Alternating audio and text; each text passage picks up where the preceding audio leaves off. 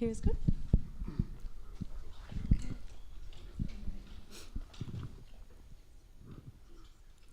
So ready? Live stream ready? We are on air. Yay! Welcome to the Female Landscape in Potsdam. I welcome you in the cinema. I welcome you in Łódź. This is the first cooperation project between the UNESCO Creative City of Film Łódź in Poland and Potsdam here in Germany. Our team is bigger than us too. It's also Sebastian, he is here in the room. We want to say hello to Diana, who's also a colleague. She wanted to moderate this panel and we would have loved to have her here, but unfortunately she got sick.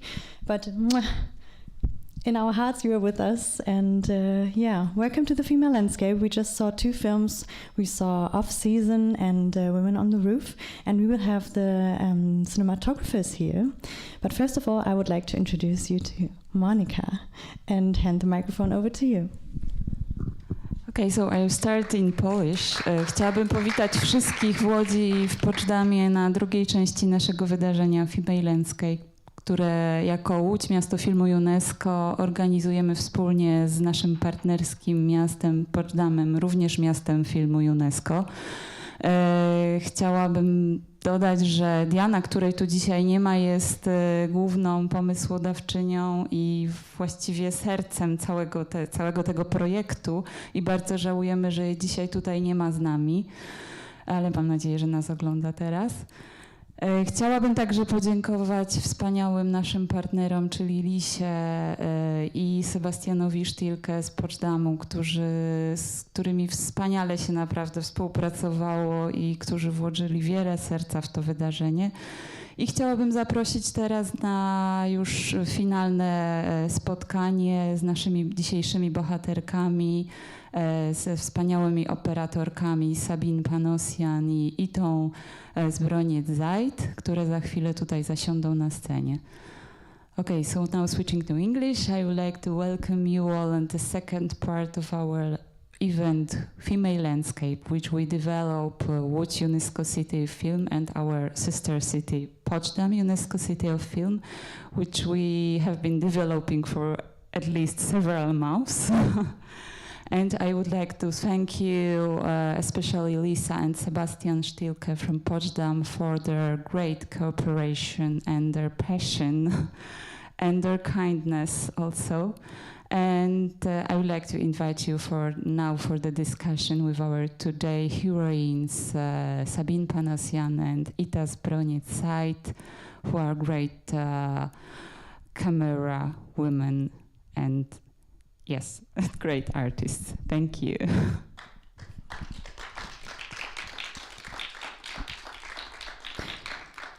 Yes, so we're here to celebrate female filmmakers, and for that we will start with a short film. It's a Wise Women's World project. I would just say film up, and then we will talk a little bit about that.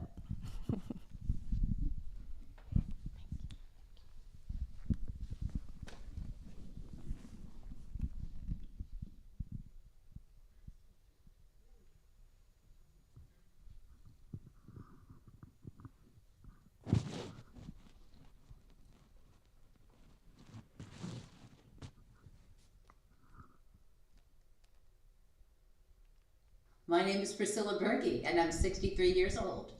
The power of women, the strength of women, I think is in their ability to adapt.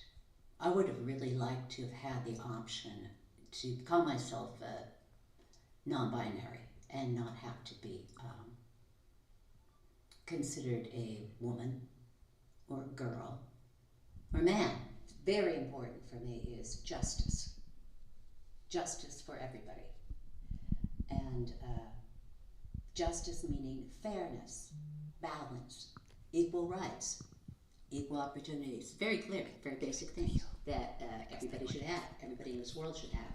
And that women for so long weren't considered human beings that deserved this or needed it. That's pretty horrible to think that that's considered normal. No. Mm-mm.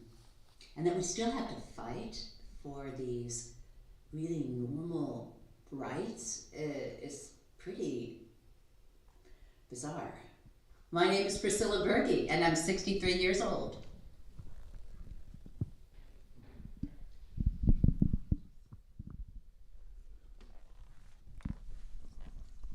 Yes, we still have to fight. Women and people all over the world have to fight for the rights. I would like to introduce to the stage Amor Schumacher from this project, Wise Women's World. Welcome.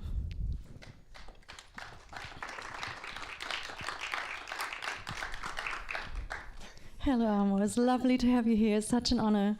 We saw in total 4 short films of the Wise Women's World. Would you like to explain to us how did you came up with this project? Yeah, thank you for having me and for showing a couple of our beautiful ladies. Yes, I came, my partner and I, Sonia Ortiz, who I'm doing this project together with, who unfortunately can't be here tonight, but hi.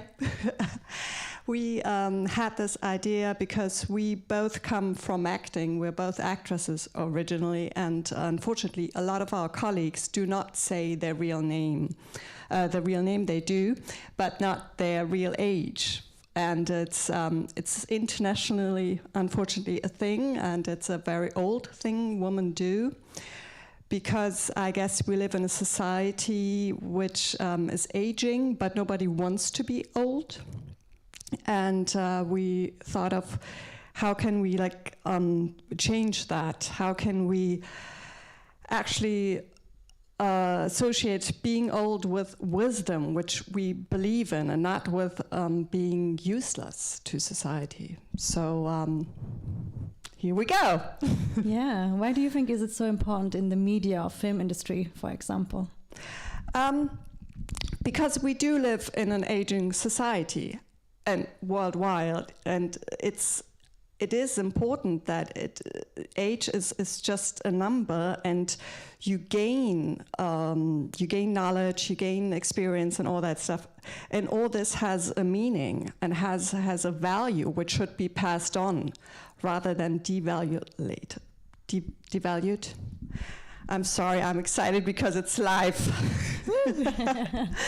Yeah. So, I mean, representation matters. Absolutely, and even though we know that, this is just one form of discrimination, the anti-ageism. There are many more, and especially, the intersectionality is an issue where this is one part of. But we focus on this part now, and then we hopefully make it not a problem anymore eventually. Yeah. How do you find your protagonists, and how is it continuing? Do you still produce more interviews like these? Yes, it's an ongoing project, and we're always looking for people who want to participate. It's not easy, unfortunately, to find women or people who are I won't say the German word of weiblich gelesen. Mm-hmm. I don't know how to say that in English. Identified as female, yes, maybe? So we want to make this group as diverse as possible.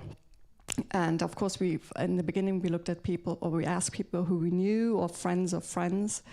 But we also approach people via the agents and, through, usually how you find people in the film world, but it's not easy. And please contact us. We want to give you your voice and your visibility. You deserve it. So thank you so much. I think this is a great hello to the UNESCO Creative City of Film Network, which connects film cities all over the world. At the moment we are 21, including Łódź and Potsdam. So it was great to have you here and those films, and you found amazing protagonists, amazing women. Thank you so much for showing us this. Yeah, thank you for having us. Thank you.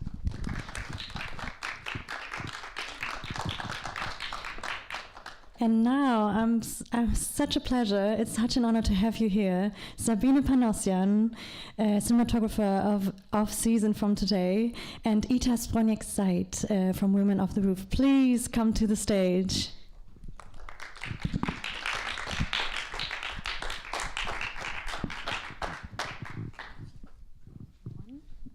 Have to get the other microphone, so sorry.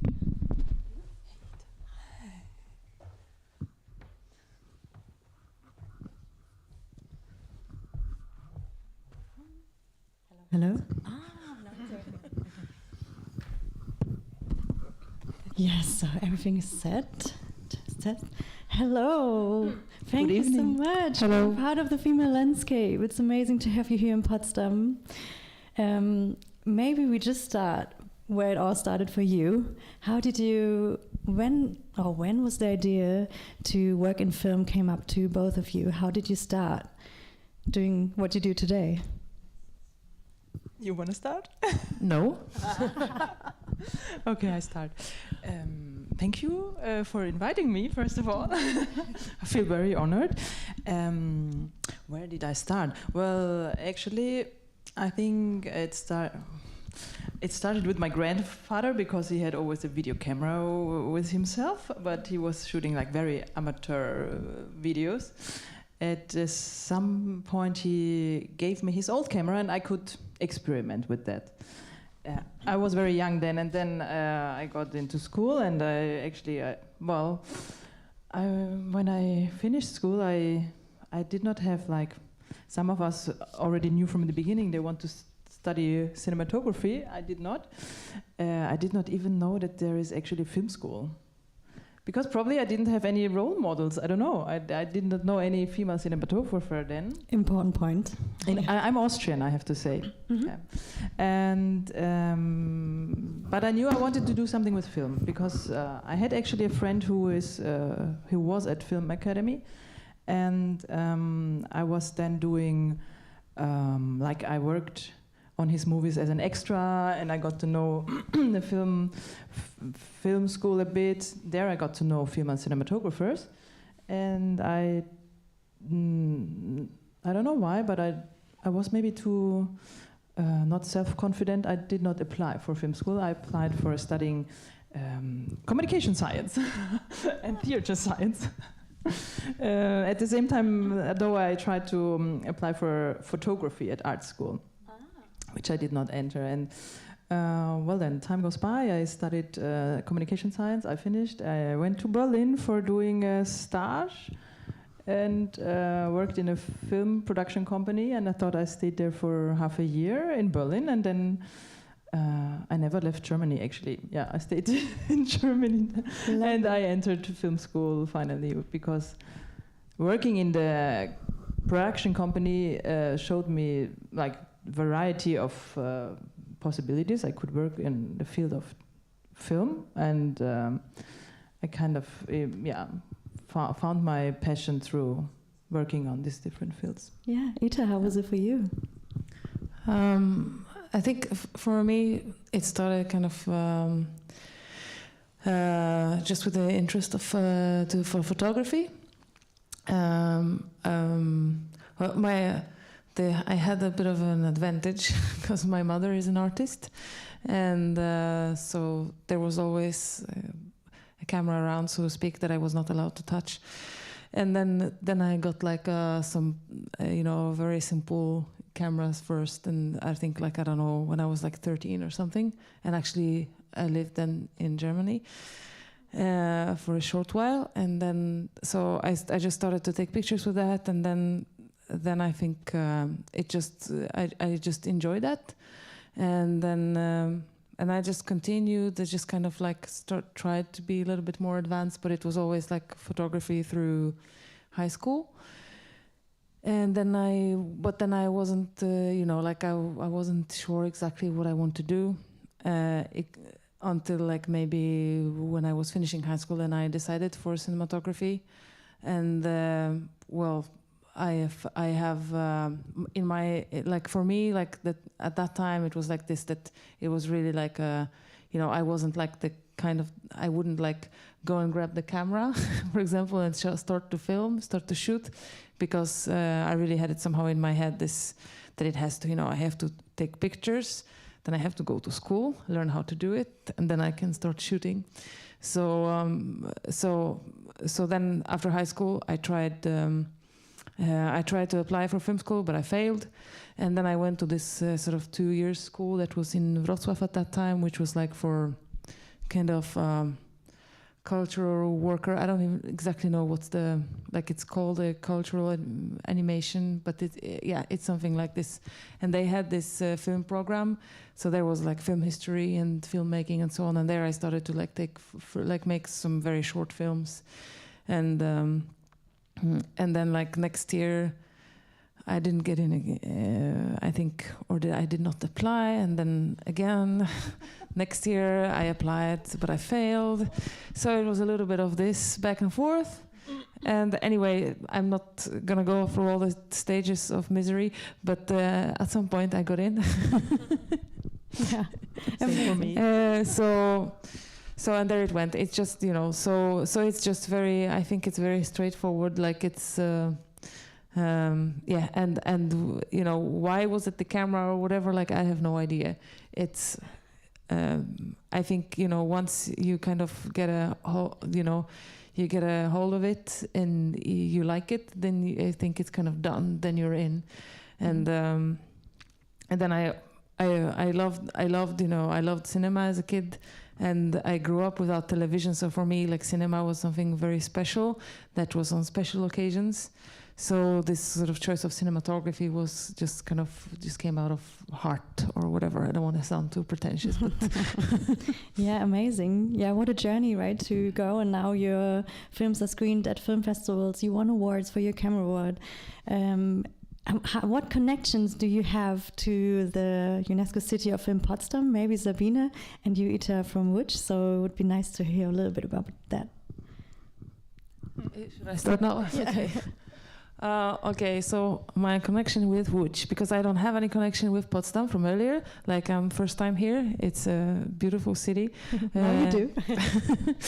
So, well, my father lives in Łódź, so that's my connection number one,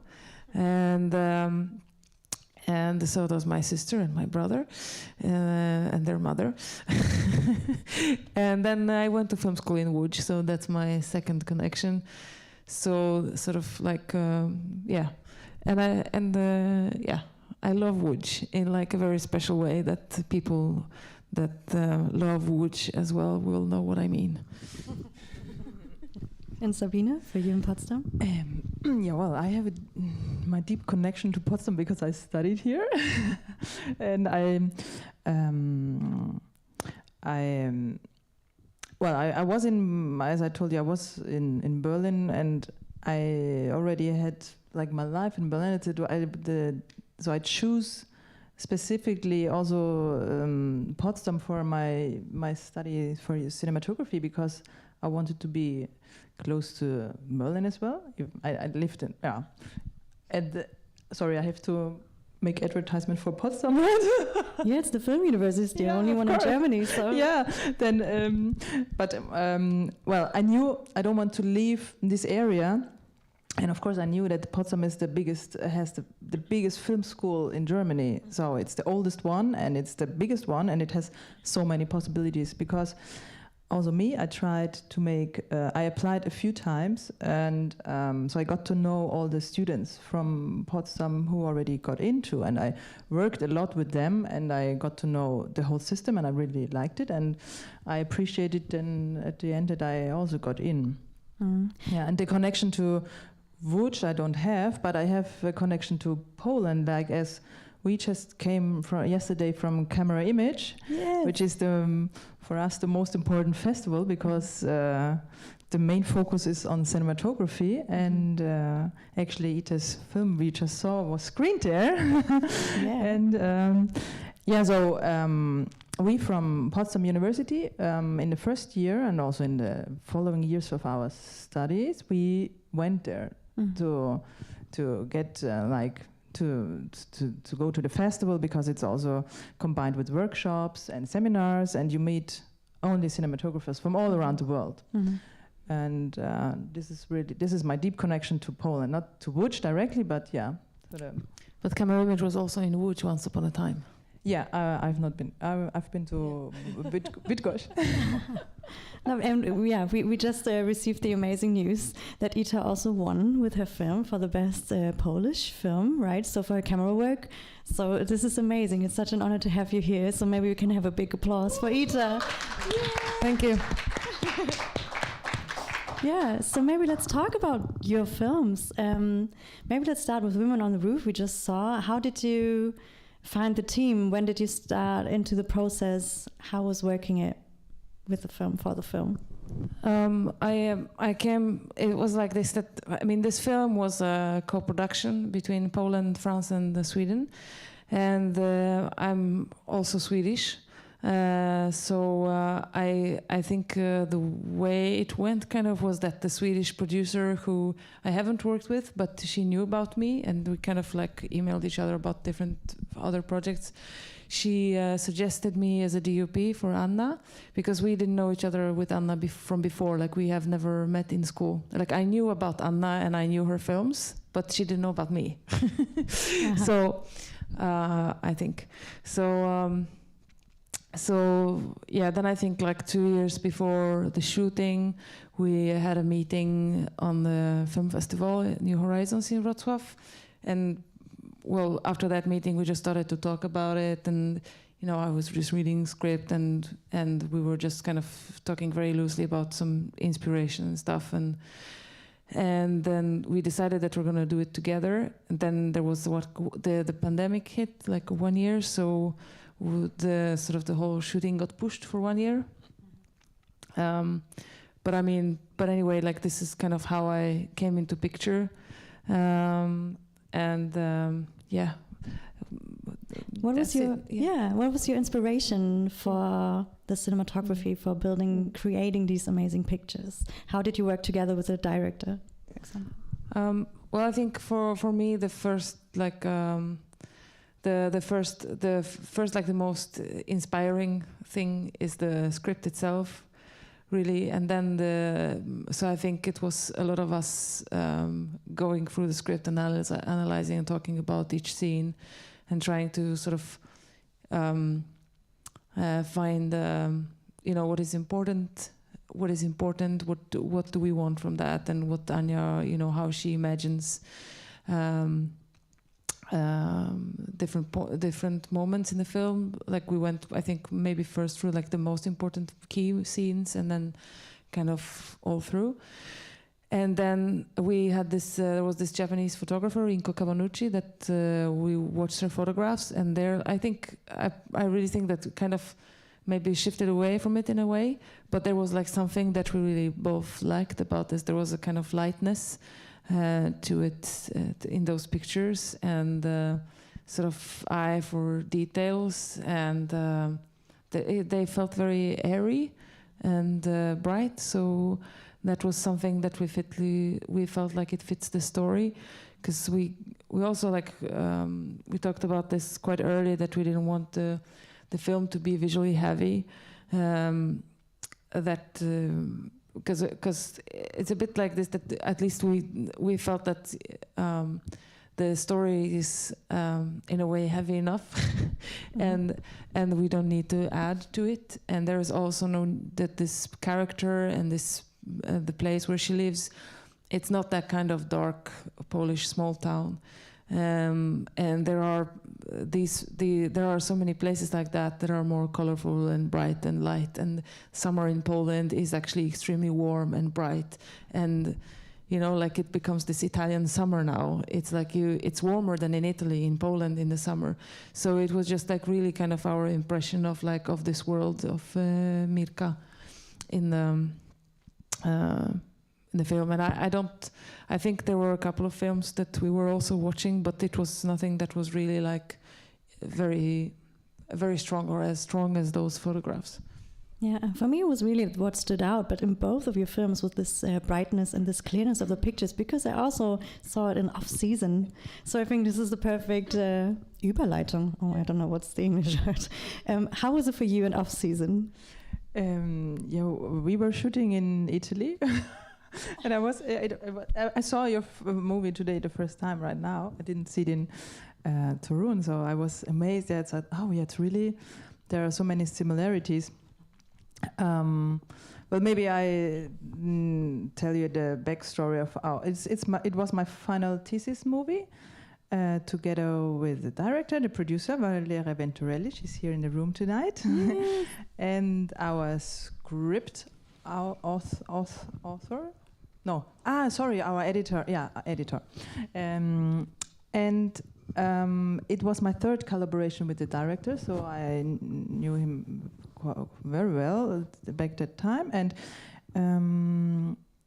we were very well. I have not been to Sicily back then, and I was, of course, for the research and for the location scouting, and I was very amazed by this very bright light that is appearing there. And we were shooting in September, and it was still very, very bright, and it fit perfectly to the story of this woman that is kind of translucent,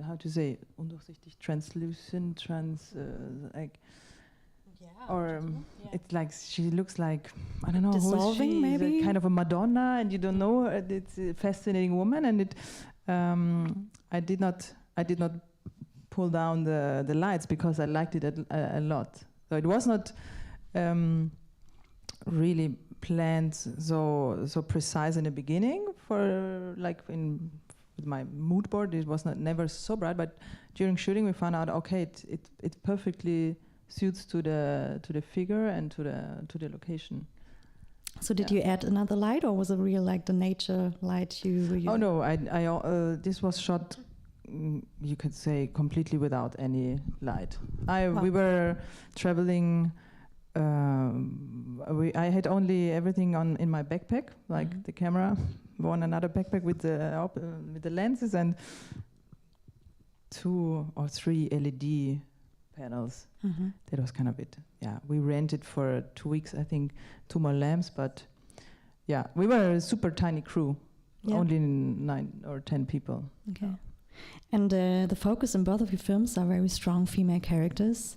So I want to ask you, why is it important to tell those stories that you were telling? Because there were a lot of topics, right? There's this expectations on women. There's this getting older. There are a lot of relationships, being married, getting children. So why was it so important for you to show these figures? Maybe Sabine, you would like to start? Well, I think it's a question for the director more, because he wrote the script together with the scriptwriter. I mean, for me, I think it's always important to make movies about women, about motherhood, about future, about these are so important topics in your life, and especially as a woman. And as you saw, she's a woman that maybe can only have children a few more years, so it was also the clock is ticking, and I think especially that she was not the youngest actress made this movie more interesting, because it's Mm-hmm. Yeah, it was. I don't know how to explain it better. Yeah, I loved how it was also about this getting married, getting children, but also wanting a career as a woman. So I think this was also a topic that was represented in the film, which was very amazing to see that in a film, which is very rare. How was it in Women on the Roof? For me, yeah, at least, I don't know, maybe this is also a director question, but for me, I think that women like Amira, I think they're a core of society, and yet they're invisible, and that's why. Yeah, I loved the scene where the other figure, I don't know her name, she told her, you need to learn how to scream, because both figures are very quiet, right? But they have such a struggle within, and you can feel it in both movies, and I loved this quote. So would you say that also to our female landscapes, to our female filmmakers, that they need to learn how to scream? Yes. Yes. Yeah, let's talk about maybe a little bit more about working in the film industry as a woman, because I mean there are studies in Europe that women are still underrepresented, it's 25% in total maybe, and also the departments of directing or cinematography, it's not enough women. It's not gender equality if we talk about the Sustainable Development Goal. So why do you think that is, and what do we need to have more female filmmakers also in cinematography? Well, I think for once there's this thing that I think, for example, when I decided to go and study cinematography, there was no one around me to say, "Don't do it," or "This is not for women," or anything like that. There was just no one around me that would say that. So it wouldn't even pop in my head that it's not that I can't do it or whatever at the time when I decided, and then it was too late, so I was done. But I mean, I think that's one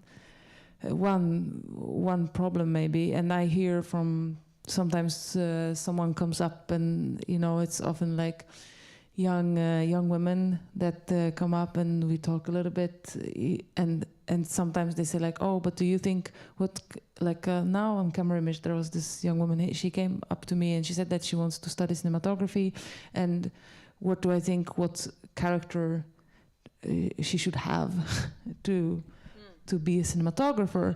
And you don't have to have any character, like there's nothing special that you need to be to do this job. You can be whoever you want, you can be yourself. So it's not, I think there's just this kind of maybe some misconceptions also about the job and sort of stereotypes of what it is and what it is not. And I think it just is whatever that we make it, so it doesn't matter really. I would like to refer on it, because I think, I had the feeling when I started studying, in our class we were 8 students and 5 of us were male and 3 were female. I had the feeling, and I think this is also still in the outside world, that in the first year, like the male cinematographer colleagues, they were like trying to show off their best and how cool they are, and they know already everything, and they have done this technique and this technique, and all the ladies were sitting quite there and watching first and listening. And also when the directors were like proposing their projects, I had the feeling ladies were more laid back and listened first, like what's the movie about, do I really like it, and not immediately focused on, okay, this might be a good director, I have to cling on him and he will be my future career, like he will help me. And I don't know, I think you need to have a certain attitude towards towards the person in front of you, because you have to sell yourself, right?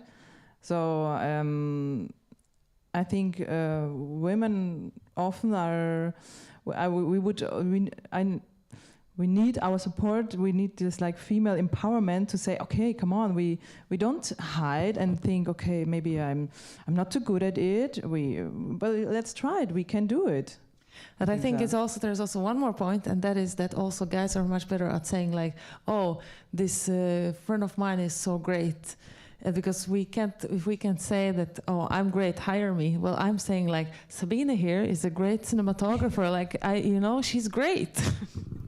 So I think, in that sense, like, I think we should just support just each other in that way. Because if we're unable to say by ourselves like that and kind of sell, then, we can sell the other ones. Yes, I love this. Thank you so much for this insight. 2 weeks ago we were in Łódź, and we had the same conversation with the 2 directors, Julia from Heinz and Margarete Zumowska, and they were also saying like it's sisterhood. We need to stick together. It's about the female empowerment.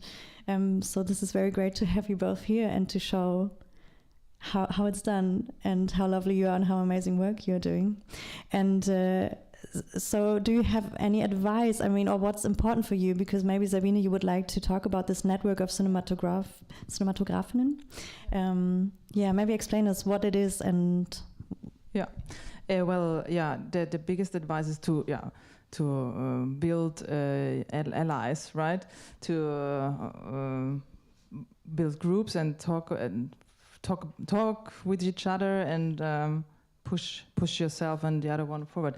Like I gain the most energy of being part of a network. It's called Cinematografinnen, Women Cinematographers Network, and we were founded 2017.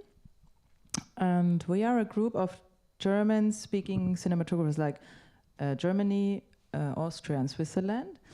And we built this network to get in contact, first of all, to see how many we are actually, because I did not know so many female cinematographers. Now I know more female cinematographers than I know male colleagues, right?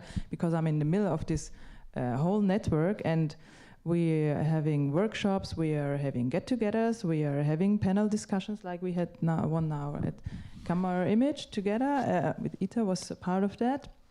So we are also organizing workshops also for the public to make ourselves visible.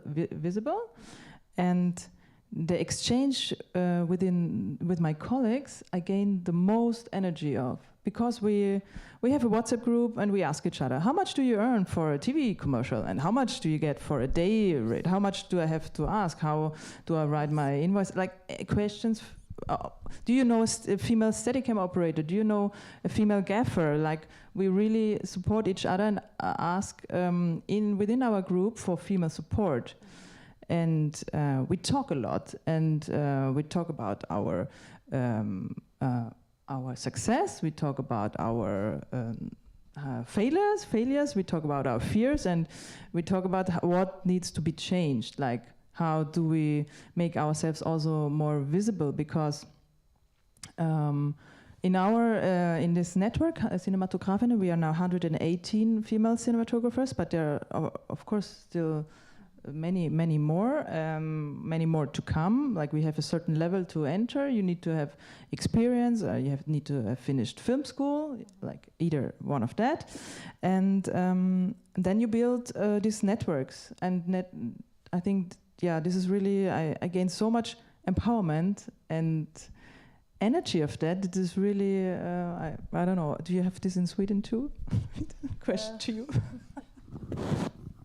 Well, there's a Facebook group, so it's not official in any way, but there's a Facebook group, and what happens on that group is all the same thing. So it's kind of like a space where you can ask for recommendations and with a comment, or things like that. And so there's like lists of crew members that the women who are on the group had good experiences with, and the same with like searching for female crew members, etc. So it exists, but it's not like official in that way. It's not an official association. I want to add one thing, because there exist other groups, WhatsApp groups we are all part of, like other cinematography groups, but this one is really special because it's so. For me, it's a safe space. I ask really every question there, and I don't feel ashamed of. Maybe also, in other groups I would not dare to ask, because I think, okay, maybe a male colleague will roll his eyes if I ask kind of that question, or he doesn't even want to tell. I don't know. It's a prejudice also, but it is a safe space for us because we are so we're very open with each other. I love this. Yeah, you have an amazing website as well where you can check out all the cinematographers. So please check it out. I really like it. And this is amazing. I mean, it's the same in Germany. I don't know how it's in Poland or Sweden, but like talking about transparency, and like paying money or like getting paid. Like women get paid less than men, right? This is not only in film, but this is something we don't talk about in public. So I think this is very nice to have a space, safe space. Yeah. And it's very great, yeah. We are having Monica and Ita here in Potsdam for the first time, and we were showing them around a little bit through the city. And we had an interesting talk yesterday because Ita was also telling us about Sweden and like a 50-50 rule that they did. Maybe you would like to share something about this? I'm very bad at repeating something I just said, but I will try. Sorry. I think where this story started last night was because I was kind of talking how life went when I came to Sweden and so on, and then that I was actually lucky because at the time when I arrived in Sweden, Anna Sernen became the head of the Swedish Film Institute, and she introduced this ambition to meet the quota of 50-50 when it comes to female and male productions, and also like to increase the amount of female heads of departments, so that women would be like heads of departments like director, producer, DOP, production designer, etc. And that the deadline for that quota was 2022. And I think it just was late, like a tiny little bit. So, but because of that initiative, it was like, for once, it was a bit easier for me as a young DP, as a kind of like person that just came out of school to get to get a job, kind of. And so I got like I got to work on a couple of shorts quite quick. And what was great was that it also, like, I think, it went through the years, so it had a little bit of a backlash, of course. Like, I think I think, now it feels like, maybe young men are feeling a little bit like they lost on it in a way, because the sort of what happened was that now I think there's a lot of more women involved in the film production. And there's really like, you can feel strongly that the production is making an effort to hire women. So they're not just going, with all the people that they generally just knew from before or whatever, but they're actually searching, doing research, asking around and seeing if there are any professionals, there are women that could also do the job, and at least they consider them for the interview, they meet, and, and that helps, because then actually, you find out that there are women who can do the job, and then they work, and then they gain experience, and then they get better, and, and so it goes. So I think that was just I think it was just a great initiative, and I mean I think even though like sort of the deadline is passed, it's I mean culturally it stayed, so it's still like that. If I work in Sweden, is that we talk about that, like we try to let's see if this female focus pooler can work with us, etc. And I mean, as much as it is, natural for me, I know also that my colleagues who, like the guys' colleagues, they're also asking about female crew members, like for recommendations and stuff. So it's, I think it was a really, it was a really good thing that has really changed the culture when it comes to filmmaking. Though I can't really think about the change because I don't know how it was before. So, but yeah. Yeah. But do you also think that has disadvantages? Well, the disadvantage maybe that I started to talk about, but just kind of went away from it, was that, that I think the kind of like older and more established filmmakers, men filmmakers that were making movies before, I mean, they still got, they're still there. They're still getting funding. They're still like everything is rolling for them, but then we introduced women, so it's a bit better for women. But then the young men feel at least that they're not, that they have a hard time to get funding just because they're men. Yet like the older men are still in the game, sort of. So I think the disadvantage is, I don't know the numbers exactly, like when it comes to statistics. So I don't know if that's true actually, but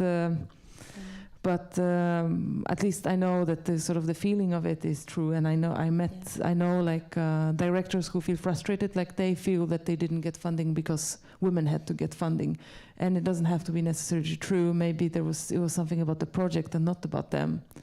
But then sometimes also I've been in one situation like that where when the institute actually said to the director that it's too many men in the production and too little women in the production, and that's why they did not get the funding.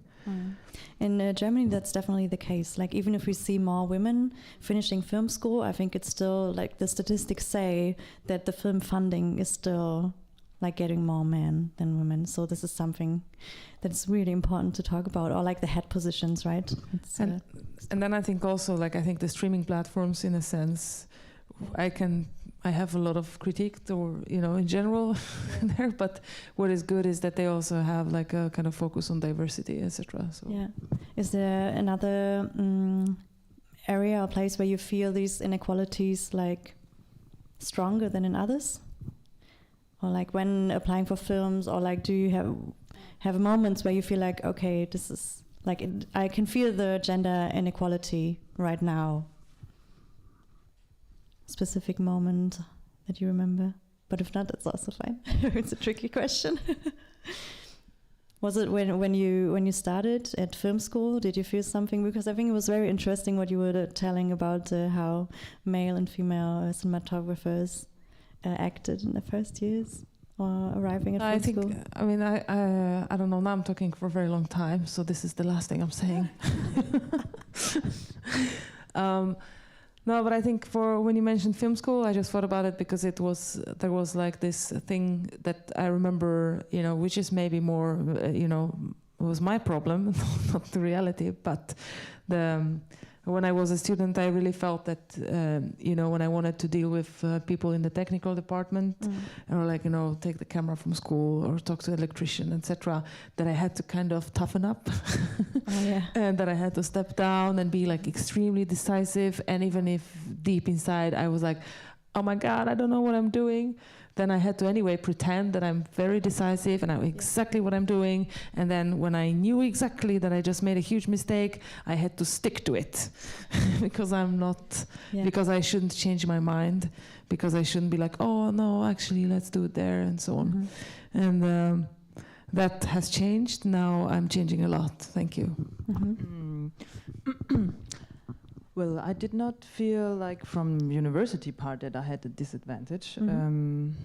I think we were all treated equally. But I know this feeling when you have to pretend you have to behave a bit different than you would usually do, just to say, okay, show. Like I don't know, it's you slip into a different role because you want to show off that you are kind of male, more into the male direction. You know what I mean? Like attributes like that you say, a boss. Yeah, exactly. Yeah. And I mean, I think now I try to find my collaborators I want to work with, like because I know so many male colleagues. I think the young generation is changing a lot, and we were many female cinematographers at university. Well, never 50-50, but it was always depending from the year, because also there are always more male applicants than female ones, which doesn't mean we take, because I was once in the jury of the and I could see how many, I don't know the numbers yet, but there are always more male competitors, applicants. What did I want to say? I choose my allies also from the production side, because I once worked with during my university studies I got a job like for a small advertise, and my producer colleague who was back then studying also at the university, he got me that job, and later on he told me that actually the client, who was a very big client from a certain credit card company, they were actually rolling their eyes and telling him, what, it's a female DOP? Is it really, can she really do the job? And he was like trying to he was protecting me, and he fought me into that job. But I just don't want to work with certain companies where I know they don't take me seriously, and I try to, you cannot always choose, but this is my goal at least. Yeah, I like that a lot. Yeah, I would like to ask the audience if you have some questions, because feel free to ask them. Otherwise, I have more. But if you have questions for the films that we saw, or just raise your arm. Okay. Otherwise, I have a question. Maybe that's a little bit personal, but yeah, feel free if you want to share or not. I think it's also working in the film industry or the film business is also quite hard because you work for projects and you have to travel a lot. So how do you deal with having a career and working in film, but also having a private life and a family? Like, do you have any advice around this? My advice is you either are super rich and you can afford a babysitter while your partner who is having a big job is working all the time, or you have a very good partner, right? I mean, my partner is supporting me all the time and he tries to make everything possible because he appreciates my career that is going on, and he's the best partner I could choose for like kind of this career.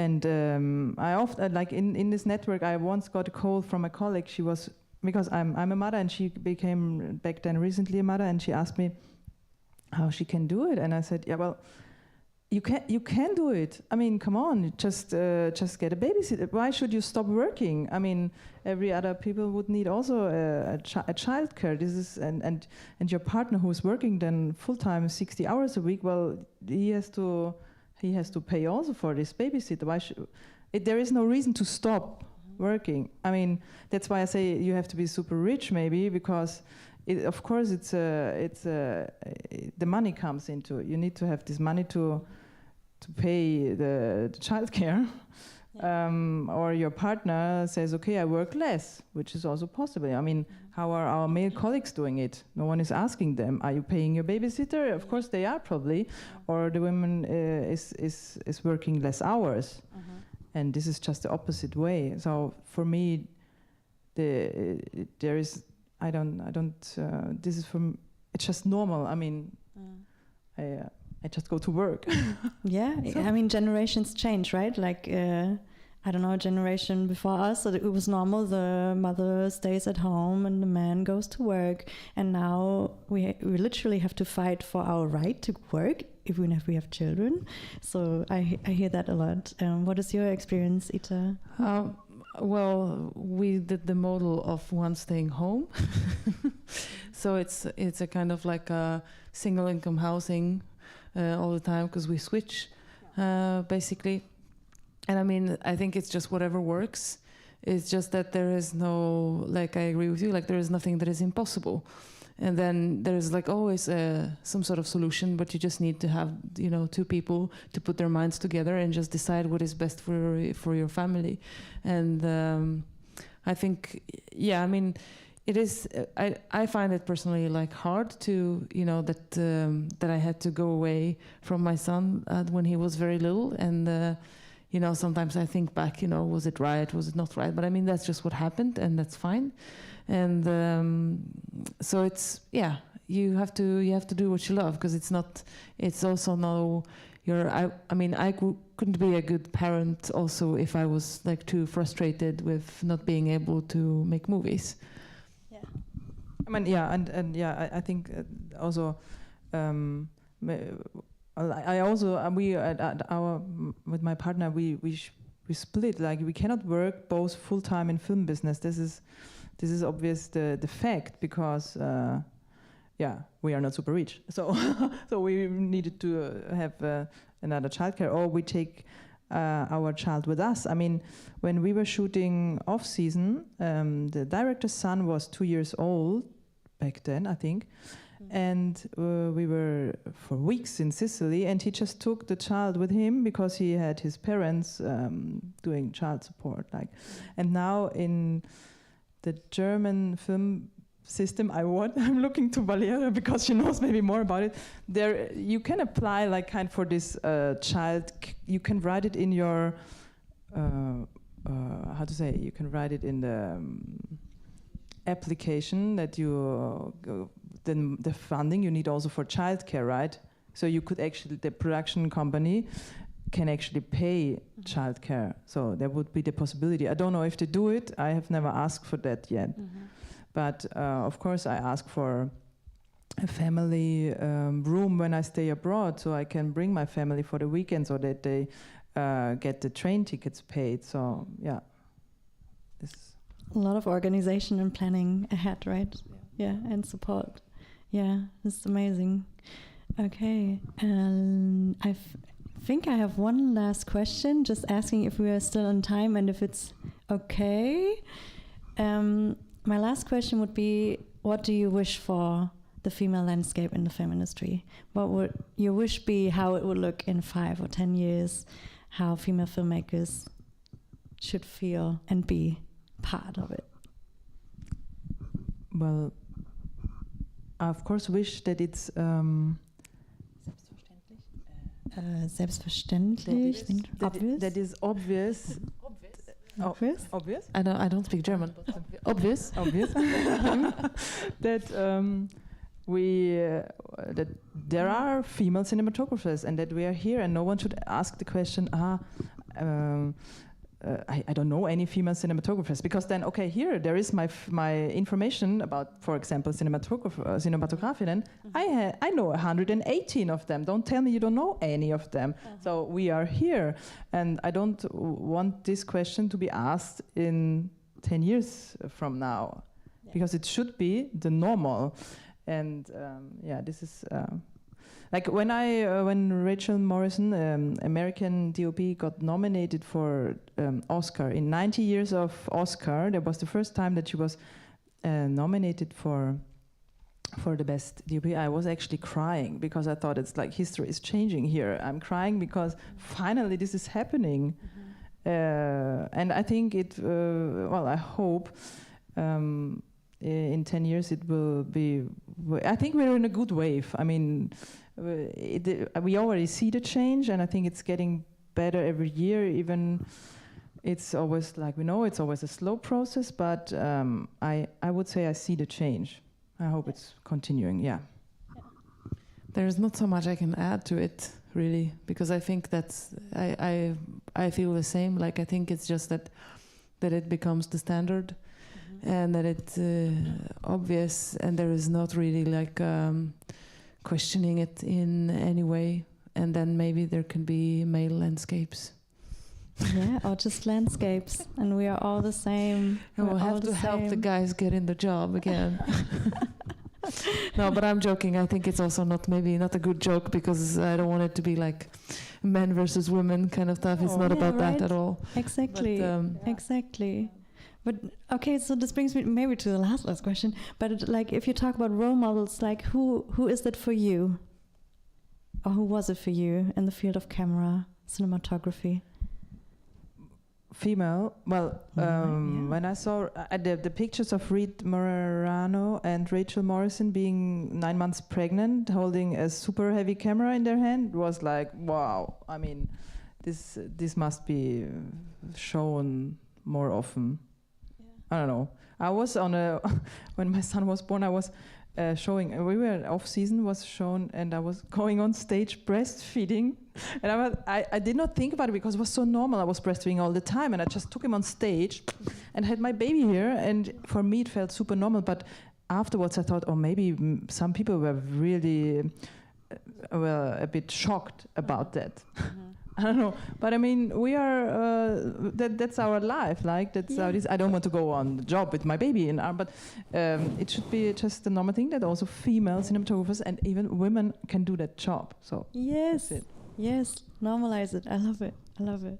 And you, Ita, do you have a role model or had a role model when you were beginning?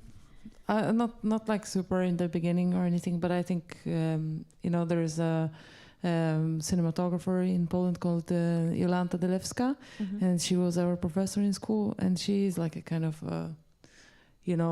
I think a person that I would look up to when I was studying, and still am looking up to in a way. So if I could name someone, I think it's her. Oh yeah, I think for tonight or for longer, you are role models. Thank you so much for being here. It was amazing listening to your stories and your experiences and your wishes. And yeah, I'm wishing you the best of luck for your upcoming films and festivals. And it was such an amazing time to have you here. We will celebrate Ita and her prize, and also you, Sabine, and all the female filmmakers and filmmakers in general now. So we have some drinks. Feel free to network because we learned this is important. Yeah, let's have a discussion. Thank you so much for being there online. Thank you so much for being there in Łódź. Danke, danke, danke. So hopefully see you at another female landscape next year, or a queer landscape, or whatever. Thank you so much for being here, and thank you so much for Thank you very much for the invitation. Thank you. And also I would like to thank the people behind the camera. We have an amazing live stream team. We have Thomas Oberländer here and Matt Sweet word. We have Anja Röger, who was here as a translator. We have Lukas Wolfram here for the screening in the back room.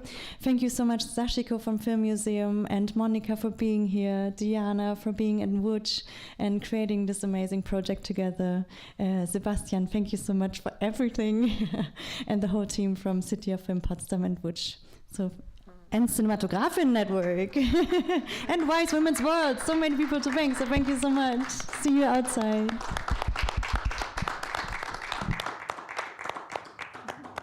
Thank you so much. Thank you. We have sorry for inappropriate jokes.